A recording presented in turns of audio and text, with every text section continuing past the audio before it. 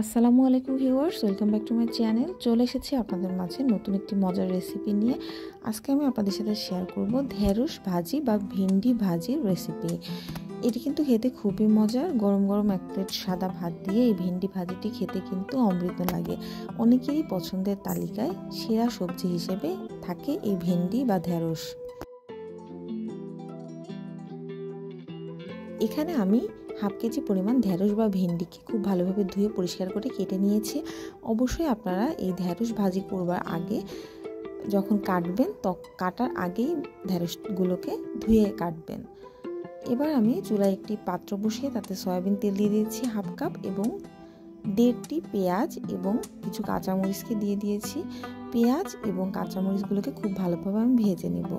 আপনারা ঢেঁড়স বা ভেন্ডি কাটার আগে যদি ভেজে নেন তাহলে এটি ভাজবার সময় এর ভেতরে একটি আঠালো ভাব থাকে, সেটির পরিমাণ অনেকাংশেই কম থাকে।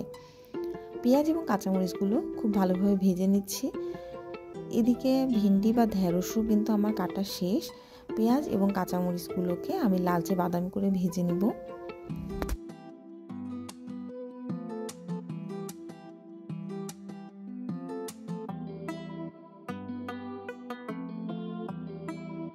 পেঁয়াজগুলো বাদামি বর্ণ ধারণ করার সঙ্গে সঙ্গে আমি এর মধ্যে দিয়ে দিচ্ছি আগে থেকে কেটে রাখা ভেন্ডি বা ঢেঁড়স। এবার এর মধ্যে দিয়ে দিব প্রয়োজন মতো লবণ, দিয়ে দিচ্ছি হাফ চা চামচ হলুদের গুঁড়া। এবার খুব ভালোভাবে ভেন্ডিকে আমি পেঁয়াজ, কাঁচামরিচ এবং হলুদ লবণের সাথে মিশিয়ে নিচ্ছি।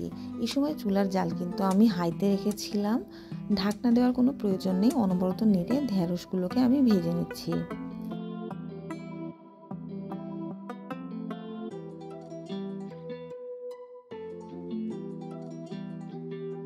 এই ভাজিটি করবার সময় কিন্তু বারবার আমাদের সাবধানতা অবলম্বন করতে হবে। বারবার খুন্তির সাহায্যে এগুলোকে নেড়ে দিতে হবে যাতে করে এর তলায় লেগে না যায় এবং খুব ভালোভাবে সমস্ত ঢেঁড়সগুলো যেন সিদ্ধ হয়ে আসে।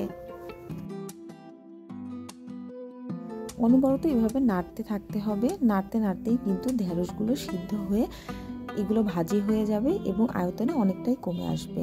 আপনারা যারা আমার চ্যানেলটি সাবস্ক্রাইব করেননি অবশ্যই আমার চ্যানেলটি সাবস্ক্রাইব করে আমার পাশে থাকবেন, এবং যারা ইতিমধ্যে আমার চ্যানেলটি সাবস্ক্রাইব করেছেন তাদেরকে জানাই অন্তঃস্থল থেকে অসংখ্য ধন্যবাদ।